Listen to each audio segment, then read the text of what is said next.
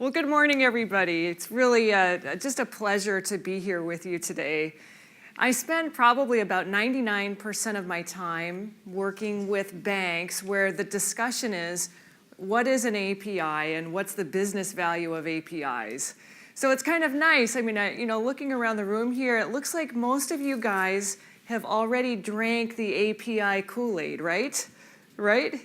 No. Yes? Yeah. Okay. So I want to talk to you about where we see this market going.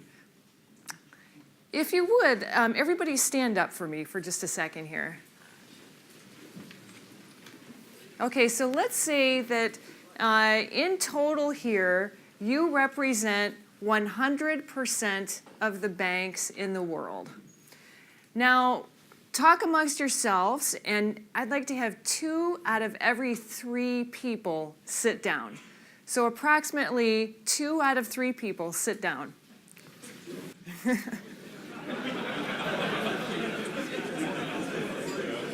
Okay. So everyone that was standing up represented banks, and nearly all banks have plans to become a digital bank. But the people that are left standing represent the banks whose CEO plans to change their business model. Now, the reason this is a problem is that if you don't change your business model, you can't become a digital bank. So everybody that's sitting down represents banks that want to become a digital bank but have no plans to change their business model. So you can go ahead and sit down for me. One static business model will no longer retain market leadership for long. The solution is to use APIs to enable business model innovation, and that's what I'd like to speak with you about today.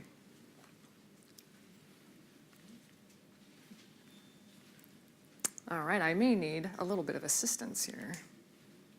There we go. Does anybody know where this is?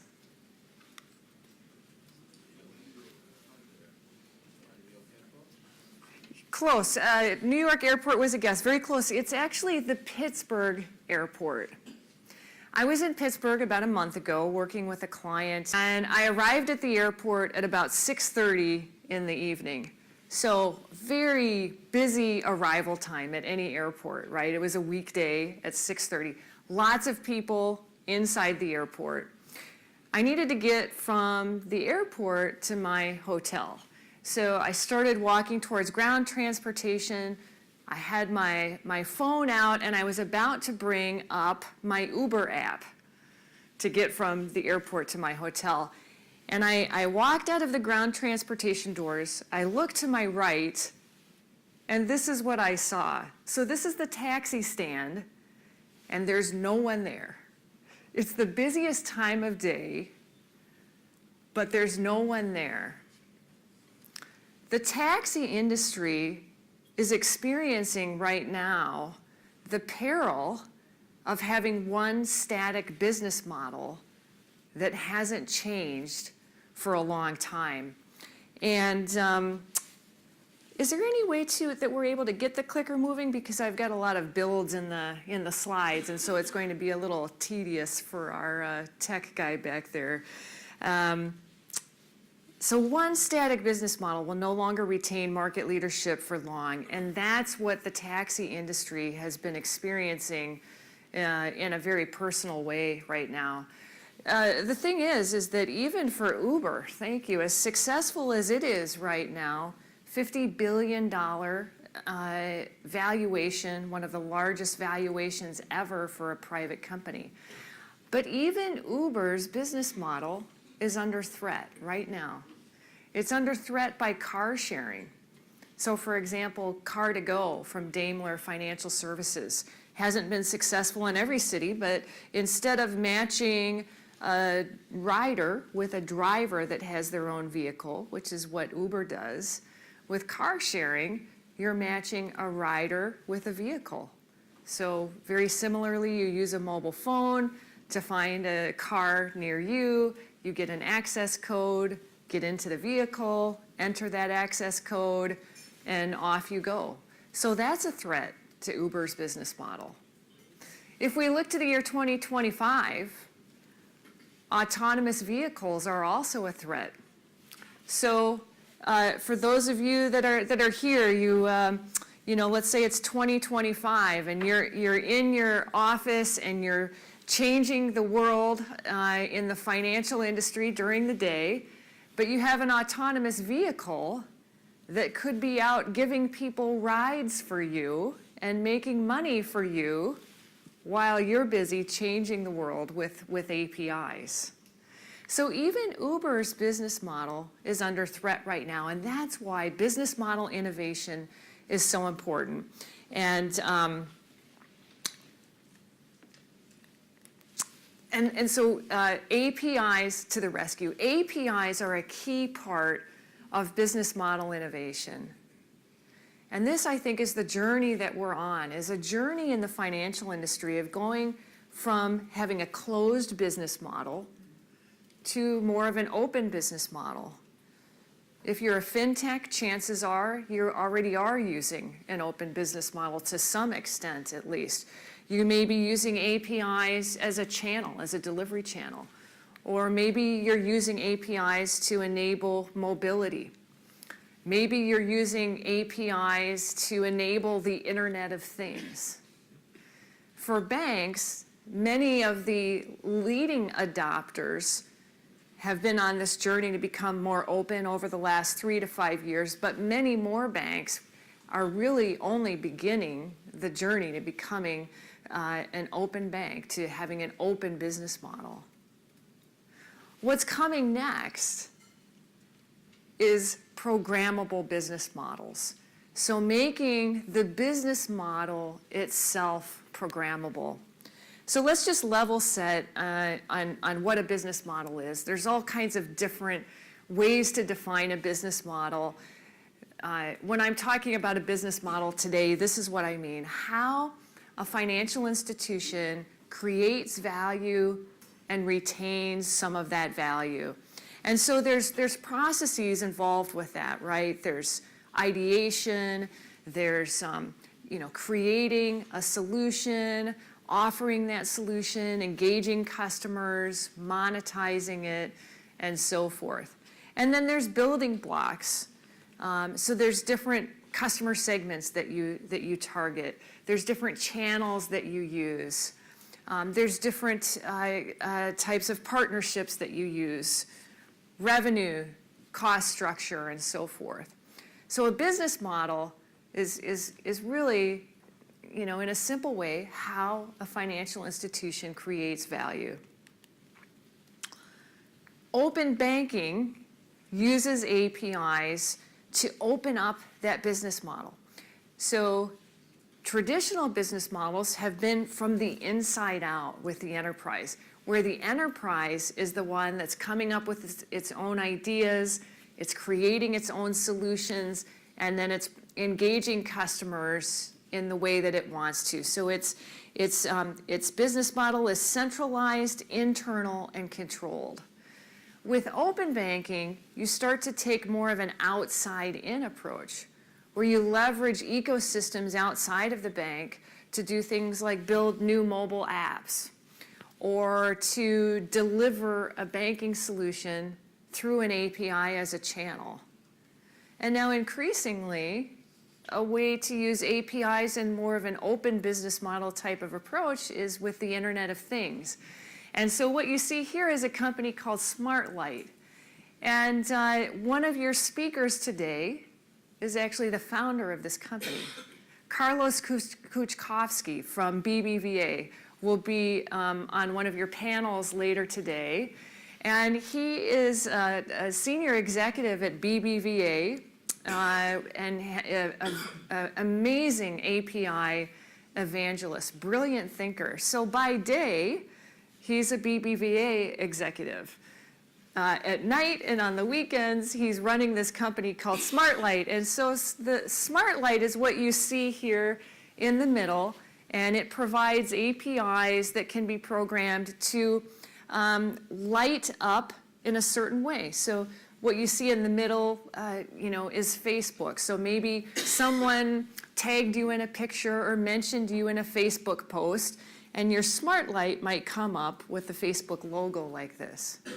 So as a bank or as a fintech, you could use an API from Smart Light to have it light up to indicate that some kind of financial transaction has occurred with your account. Maybe you have Smart Light at work on your desk or at home in your kitchen, and it lights up to indicate a financial transaction has occurred, only you didn't make a financial transaction, and that might give you an early alert to some kind of fraudulent situation. But in any case, the point is that open banking uses APIs to enable the Internet of Things.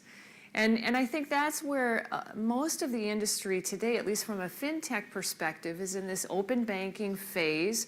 Banks are creating strategies to try to get there as well. Some are already there.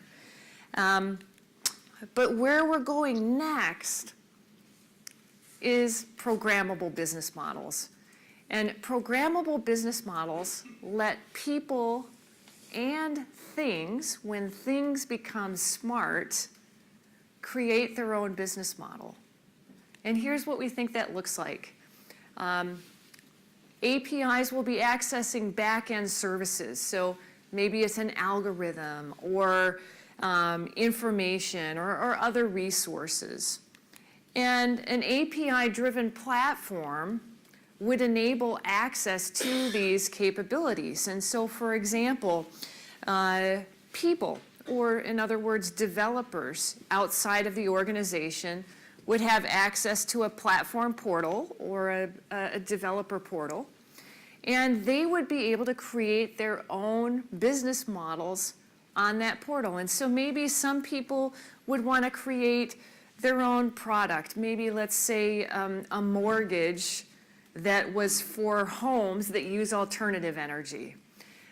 Maybe they would want to create something like Zillow, which could enable an alternative energy buy a home from beginning to end. So the platform would help you find a home that's available that uses alternative energy and get school information and tax information and so forth, and then ultimately a mortgage. We call that a business moment, a process from the customer's standpoint from the beginning to the end. So people would access the portal. Smart machines, as they become smart and eventually their own autonomous business, would access the platform as well, and that would need to be in more of an automated way. And so then people and things use the programmable business model to create their own business models. And they could then provide it either through your marketplace or through their own delivery channels. You may also decide to use, for example, algorithms from a marketplace outside of your organization and kind of mash it up with your own types of services as well. And so the programmable business model is very much about leveraging innovation and ecosystems from the outside in and really tapping into the spare resources of individuals, very much like Uber does by tapping into drivers that have their own vehicle. So we think people will use the programmable business model to build their own bank. We think that a lot of the tier 1 banks, especially those that have an accelerator program, will provide a programmable business model to let startup companies build their own bank on top of the bank's existing platform. Another example very recently is Silicon Valley Bank. So they're based out in Silicon Valley. Their primary customers are startup companies. Silicon Valley Bank just acquired Standard Treasury, which was a commercial banking API solution. And so now what Silicon Valley is going to do, the Silicon Valley Bank is going to let their commercial customers build their own bank. And that's really what the programmable business model platform is about. And so they'll be using a model very much like this as they get integrated to their core systems.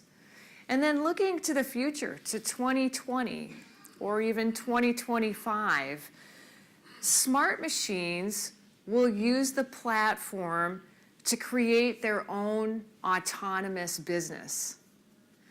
Let me give you a glimpse of what we think that might look like. Vending machines, by about 2020, 2025, will become smart and connected. A vending machine will be its own profit and loss center.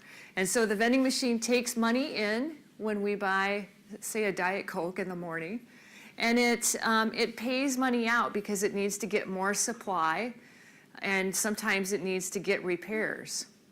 So a vending machine in the future will become one of your banking customers.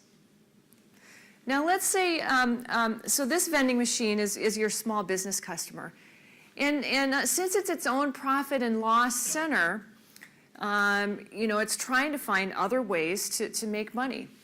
Maybe it will use one of your algorithms for cash dispensing. So if you have a programmable business model platform, it may leverage one of your algorithms so that it could become itself a cash dispenser as well. And so a banking customer for you and a business customer at the same time. So really the direction that this goes then, that this takes us, is that banks, or if you're a challenger bank, whoever you are, a fintech, you become a marketplace of solutions. And so we're not suggesting that you do away with traditional banking products like deposits and payments and loans and so forth.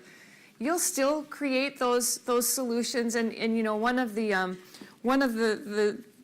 frustrations that I hear so often from architects inside a large bank is that the line of business is always, they're so focused on how to create a better mortgage or a better gold card and so forth. And so, with APIs, that's, they can still keep doing those things. But with APIs, it opens up a whole world of new possibilities as well, where you'll provide solutions that some of your partners have built. So when we were talking about the Echo mortgage, maybe the partner that builds that would want to deliver it through your marketplace.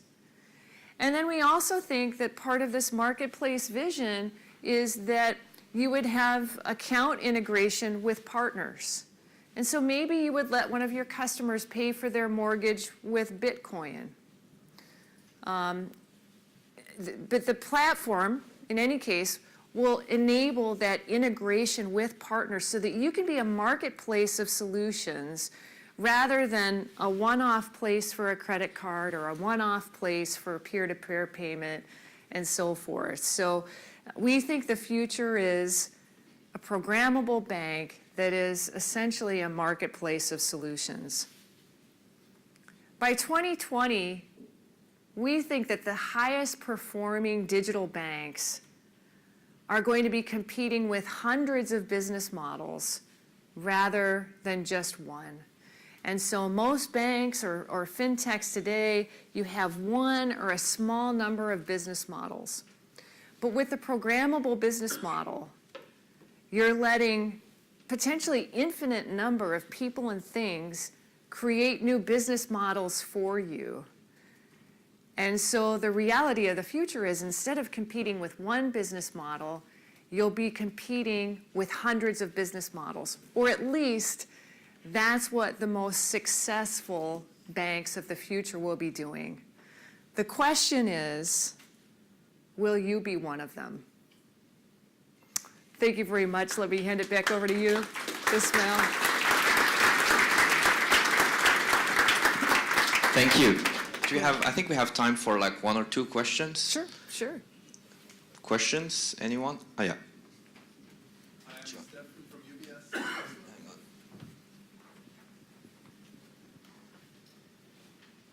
Thank you. Hi, I'm Stefan from UBS in Switzerland. I really liked your presentation. I have one question regarding your statement that customers will basically create their own bank on the platform.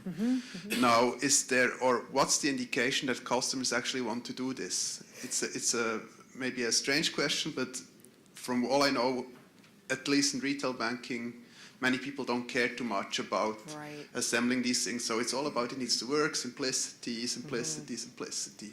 So why would anyone have or why would the mass of customers have an interest in assembling these things all together? Right. I think that interest in building your own bank is going to come from two places. I think it will come from commercial banking customers who, as you know, have some pretty sophisticated technology capabilities in-house, and always want better visibility of cash management and so forth. And so I think commercial banking customers will want to build their own bank essentially, or customize the way that they have the relationship with the bank, the way that they visualize data and so forth, even back into their ERP systems. And I think the other source will be startup companies that, rather than having to go out and cobble together a core banking system and so forth, could build it on top of maybe your bank's programmable business model platform itself. And so then for you as a bank, it's a really nice opportunity because you're getting more transaction volume through your platform, but you're enabling a partner to help you better meet that long tail of customer needs that you can't possibly meet on your own. And then there's revenue sharing and commissions, API calls maybe, so some new types of monetization opportunities. I don't expect to see very many retail banking customers wanting to build their own bank, although there may be some interest in creating their own specific type of product that they want for their own needs that maybe would be shared by a small percentage of other customers in a really niche area. So I think mostly commercial banking, a little bit in the startup space as well, and then maybe among products and solutions with retail banking customers, but probably not too many retail banking customers, except for maybe you guys that are here, that would actually try to build their own bank using an API.